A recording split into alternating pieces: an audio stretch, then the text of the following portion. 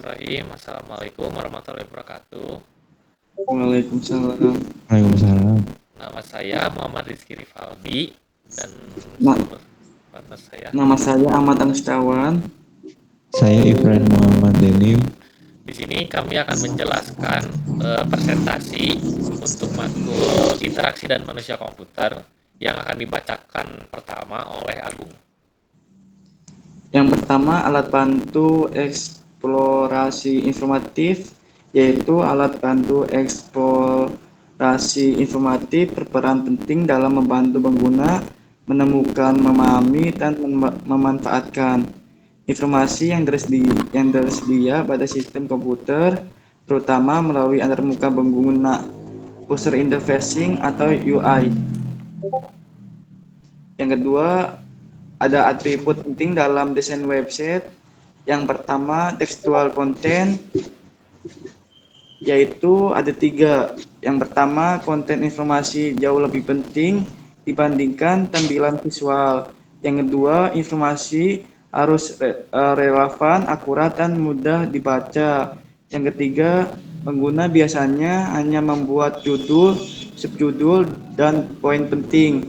Yang kedua, grafik desain. Desain grafis harus menarik, konsisten, dan efisien. Hal ini harus mempertimbangkan waktu muat ada loading.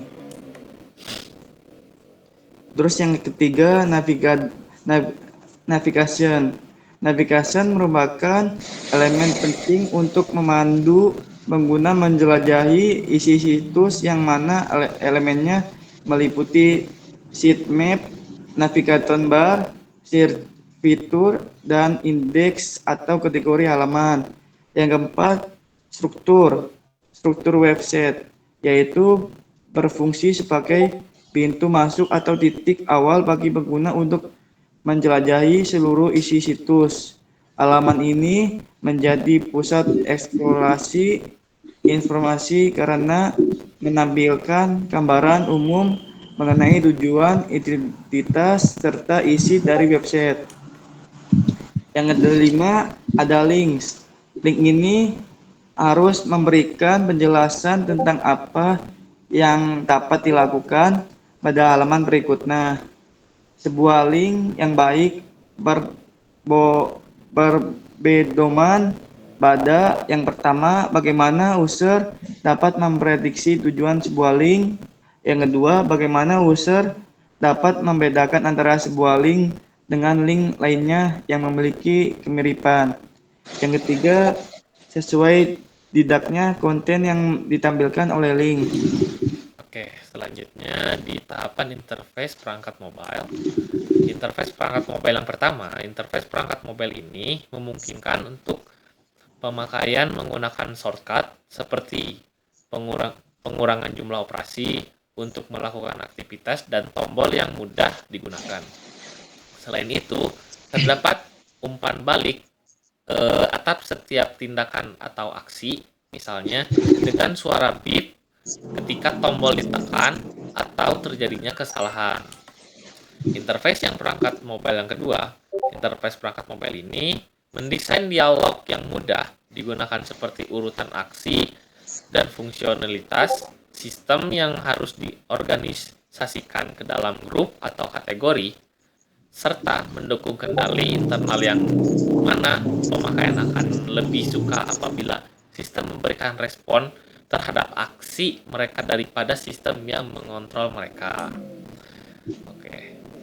Di prinsip desain antarmuka perangkat mobile, prinsip desain antarmuka perangkat mobile yang pertama, prinsip desain ini antarmuka meliputi 2 hal, yaitu desain konteks multi-page dan dinamis seperti memungkinkan user mengatur konfigurasi yang diinginkan, serta desain yang perangkat dengan ukuran kecil memanfaatkan layar yang terbatas dengan menyusun fungsi berdasarkan urutan yang aktivitas.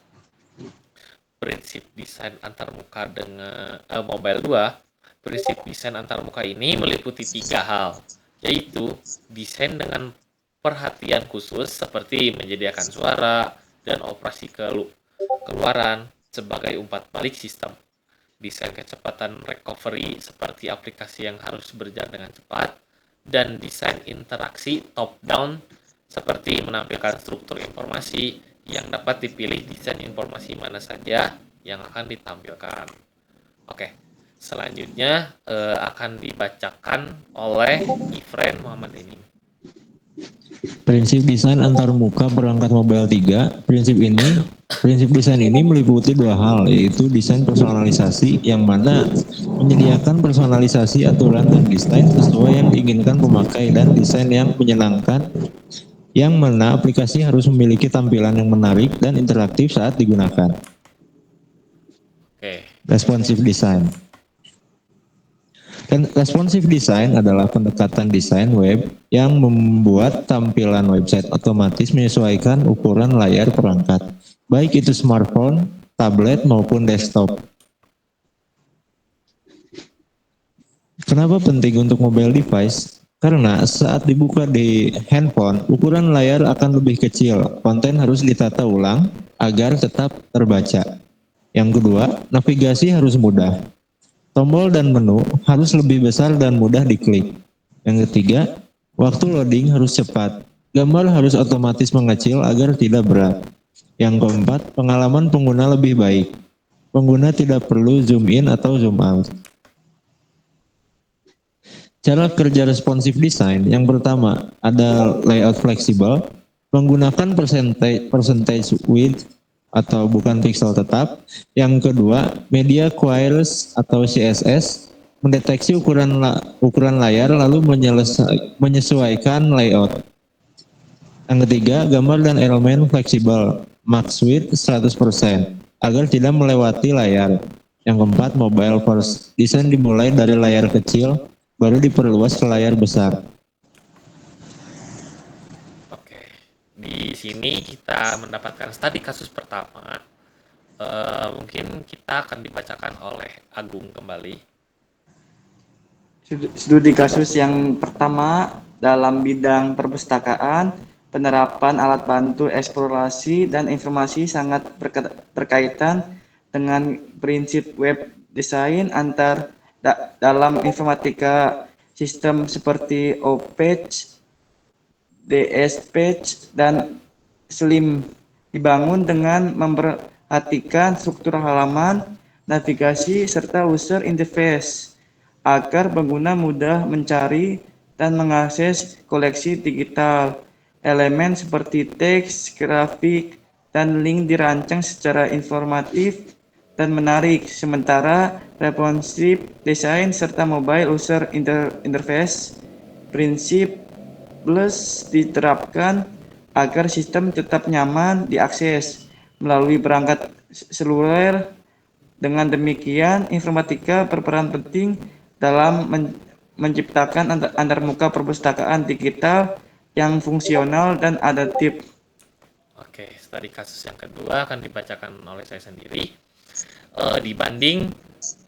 Di bidang kesehatan, prinsip serupa diterapkan pada sistem informasi rumah sakit yang disebut HIS dan Electronic Health Record atau EHRT. Sistem ini dirancang dengan navigasi intuitif, struktur data yang jelas, serta antarmuka responsif agar tenaga medis dapat mengakses data pasien melalui komputer maupun perangkat mobile. Penerapan mobile interface dapat mengakses data pasien melalui komputer maupun perangkat mobile. Penerapan mobile interface design dan user experience UX yang baik memastikan proses diagnosis, pencatatan, dan analis data berlangsung secara efisien. Secara keseluruhan, informatika menjadi penghubung utama antar teknologi, desain web, dan kebutuhan pengguna di bidang tersebut. Oke, kesimpulannya akan dibacakan oleh Ifren. Kesimpulannya, secara keseluruhan, alat bantu eksplorasi informasi sangat penting untuk 1. Mempermudah pencarian dan pengembalian informasi. 2. Meningkatkan pemahaman dan interpretasi data melalui visualisasi. 3. Mengoptimalkan proses analisis dan pengolahan data. 4. meningkatkan efisiensi dalam pengelolaan data dan akses informasi. 5. Menyesuaikan penyajian informasi misalnya melalui responsive design agar mudah digunakan pada berbagai perangkat, terutama perangkat mobile. Dan yang terakhir, dengan alat-alat tersebut, penggunaan dapat mengeksplorasi informasi secara lebih cepat, efektif, dan mendalam, baik untuk keperluan akademis, bisnis, penelitian, maupun pengembangan teknologi. Oke, dari kelompok kami cukup sekian. Mohon maaf bila ada kata yang salah. Dari kelompok 7 izin pamit undur diri. Wassalamualaikum warahmatullahi wabarakatuh. Angkat ke Waalaikumsalam.